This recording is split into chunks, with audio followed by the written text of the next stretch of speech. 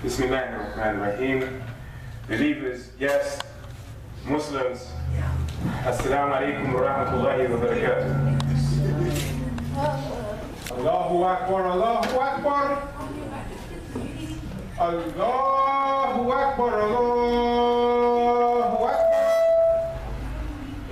Ashhadu an la ilaha illallah. Ashhadu an la ilaha illallah.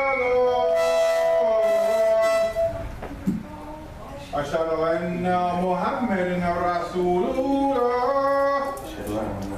Ashhadu anna Muhammadan Rasulullah. Hayya salat. Hayya salat.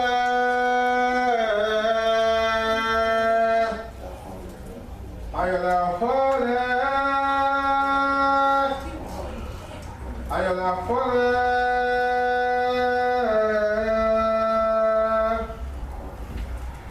Allahu Akbar, Allahu Akbar. Allahu Akbar. La ilaha illallah. La ilaha illallah. Assalamualaikum, brothers. Blessings is in the front row. All you brothers, come to the front row. Come to the front row. Please.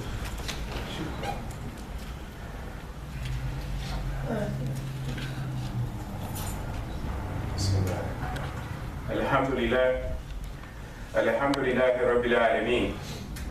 نستعينه ونستغفره أحمده واستحمده وأؤمن به جل وعلا ولا أغفره ونشهد أن لا إله إلا الله وحده لا شريك له وأشهد أن محمدا عبده ورسوله صلى الله عليه وسلم. الله سبحانه وتعالى في القرآن الكريم يا أيها الذين آمنوا هو الذي أرسل بالهدى والدين الحق ليظهره على دين كله ولو كره المشركون ونشهد لا حول ولا قوة إلا بالله. أما بعد, Allah Ta'ala goes on to say in His Quran, يا أيها الناس اتقوا ربكم الذي خلقكم من نفس واحدة وخلق من زوجها وبثها منهم رجالا كثيرا والنساء واتقوا الله الذي تصلون به والأرحم إن الله كان عليكم رقيبا. يا أيها الذين آمنوا واتقوا الله حق تقاته ولا تموتون إلا وأنتم مسلمون.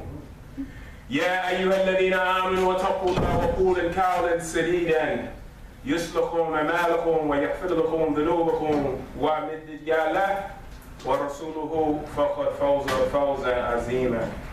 That is, all praises are due to Allah, the cherisher, the sustainer, the guardian, evolver of all the worlds. We believe in Him and do not disbelieve in Him. We openly testify and bear witness that there is no God worthy of worship except Allah, and that Muhammad sallallahu alaihi wasallam is the seal of the Anbiya, he is the last of the prophets, and he is the seal of the Rasuls, those who came with wahi, with revelation. And we ask Allah Ta'ala for His choicest blessings forever to be upon our beloved Prophet sallallahu alaihi wasallam. Allah Ta'ala says in His Quran, O you who believe, it was He who sent Muhammad sallallahu alaihi wasallam with deen al-haq, with this methodology of truth, this way of life of truth, this deen. And that this deen, al-Islam, will come to the forefront of all other ways of life, whether those who associate partners with Allah like it or not.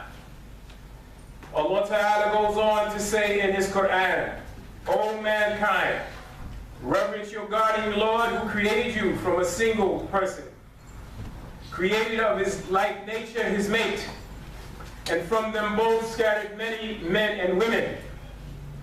Reverence Allah whom you demand your mutual rights. Reverence the wombs that bore you, and remember that Allah Ta'ala is the watcher over you. Allah Ta'ala says, O you who believe, fear Allah as He should be feared, and die not except in the state of Islam or as a state of Muslim. And that is the lowest level.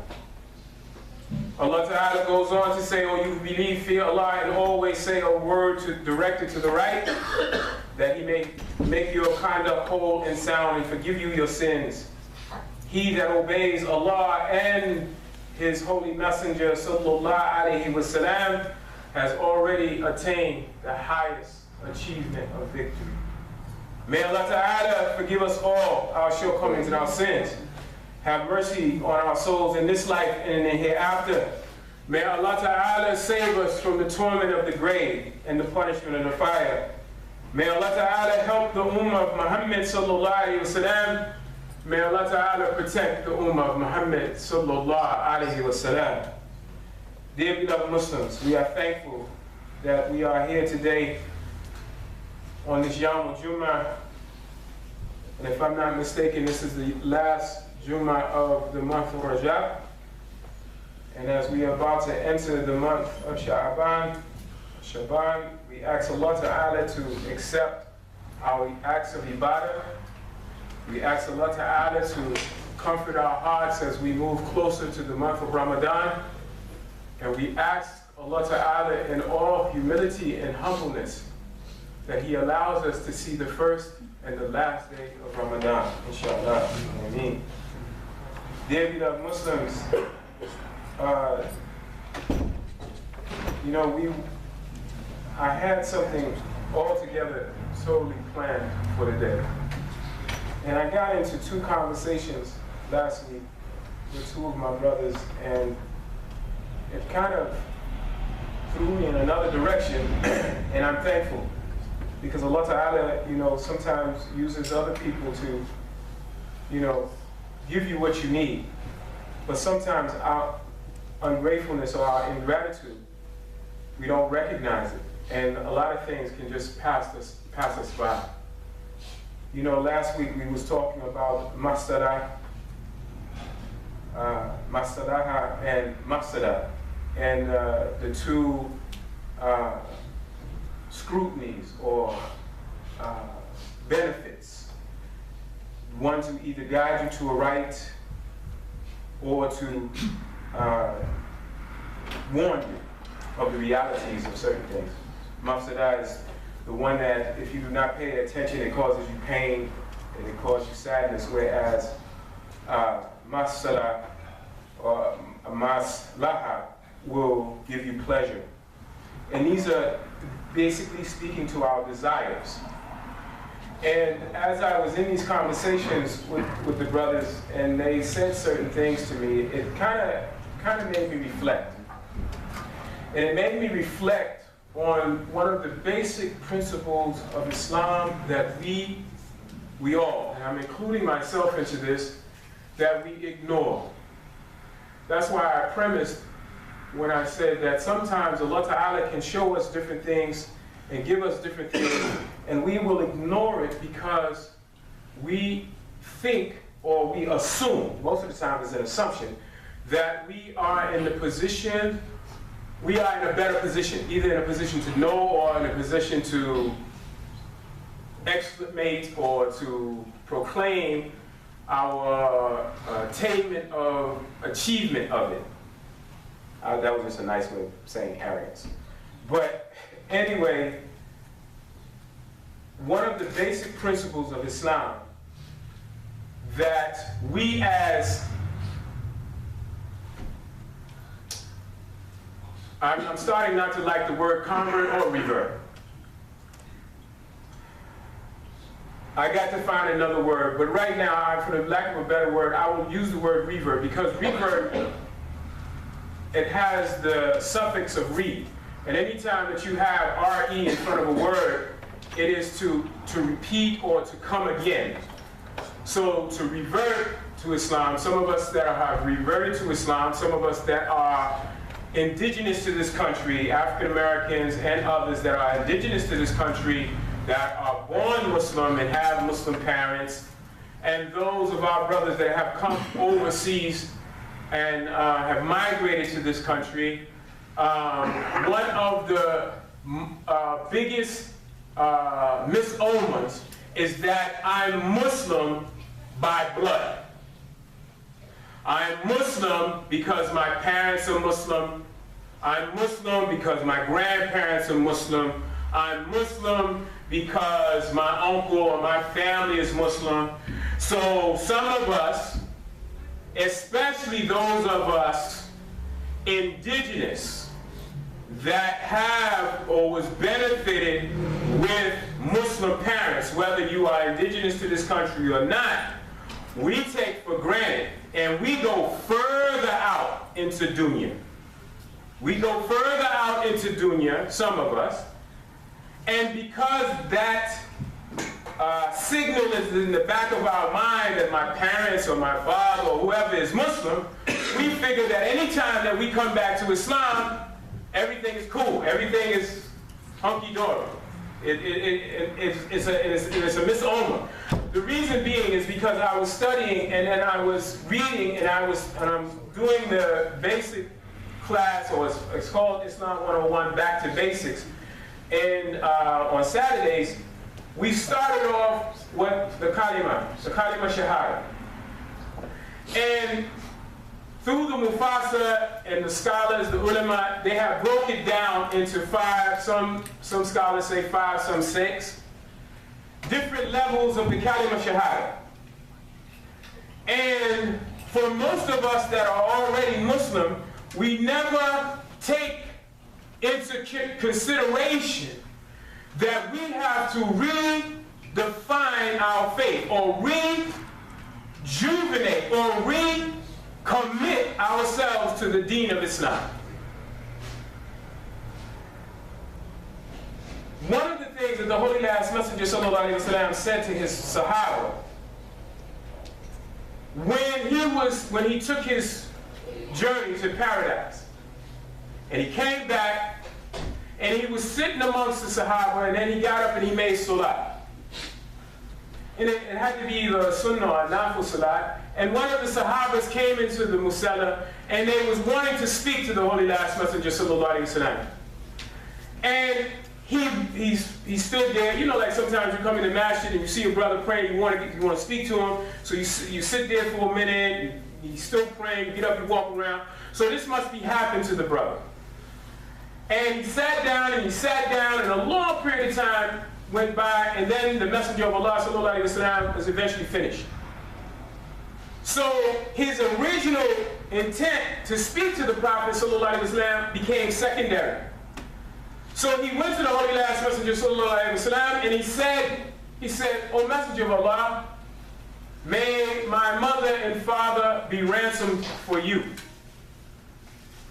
He said, Allah has, by His mercy, shown you different things, given you insight into different things. He has shown you your place in paradise. Why is it that you stand so long in salah? Why do you pray so long? That tears comes out your eyes and soaks your beard, or till your ankles swell up. The Prophet ﷺ bowed his head in humility, and he said, "O son of Adam, if it is not for the mercy of Allah Ta'ala, even I, the one that Allah has entrusted this Quran to, will never even smell the fragrance of paradise." Now look at this, dear beloved Muslims. We walk around with an assurity that we got this thing done. And we, because of that assumption, we take for granted, Ashhadu an la ilaha illallah, Ashhadu anna Muhammadan abduhu wa rasuluhu. We take for granted that. So the first level of the kalima is kalima tayyiba. Kalima tayyiba. It is a word of purity. So when you say la ilaha illallah Muhammadan Rasulullah, you are purifying your tongue. Now, you know that if you purify anything, once you get something clean, you don't want to see it filthy again. You don't want anything to come and dirty it up. You know, like some of us back in the day, we used to, in the neighborhood, especially in the summertime, we would go out and wash our cars, right? And those of us that was really into washing our cars, we used to find baby diapers, cloth diapers, you know, before the Pampers and the Huggies and stuff, right? And we would take the cloth, and that cloth diaper wasn't good until it was soaked with the wax. You know, you done used it 3 or 4 times. And you would see a brother outside rubbing his car, man, in one spot. He might be there 5 minutes just rubbing that car. Just trying to get that thing shining. And if somebody was to walk, like I was to walk up to him and just happen to put my hand on it, oh man, he would have a conniption. His heart would shoot through his chest. Because you done messed up his spot. Our spot, the Holy Last Messenger, sallallahu alaihi wasallam. Let me read this to you, and you'll follow me from this. The messenger compassion towards the believers was of the utmost degree. It is reported by Sa'd ibn Ubadah, may Allah be pleased with him, radiallahu anhu, once became ill. So the Prophet ﷺ visited his house, and on seeing his faithful companion in a pitiful state, he was moved to tears. The Prophet ﷺ started to cry. Then he said to Sa'd, he said, Allah does not punish because of tears, nor because of grief or sorrow. But Allah, He punishes because of this. And he pointed to his tongue. Sometimes our tongue is not a manifestation or a representation of what we say we believe. And all of us in here, and I'm including myself, we say, La ilaha illallah, Muhammadan Rasulullah. And again, this is part of someone came to Islam and they wanted to become Muslim, we would tell them to take their shahada. But the kalima is more than just a witness. To witness. The kalima is to proclaim. It is to announce. This is what I'm basing myself on. In tayyib, it means good, pure. So these words, La ilaha illallah, Muhammadan Rasulullah, this is a purity of speech. So in our proclamation or in our exhortation or in our exclaiming that we are Muslims, that means from the speech has to start purity. It has to start with goodness. It has to start with the intent that from this moment forth, this is going to be the basis of my deen. The very next that the ulama talks about is the kalima shahada. Kalimat ash-shahada. It is the word of evidence. And this is what the revert or the new person that comes to Islam says. They say, Ashadu. Ashadu and la ilaha illallah. SubhanAllah. May Allah Ta'ala forgive us all.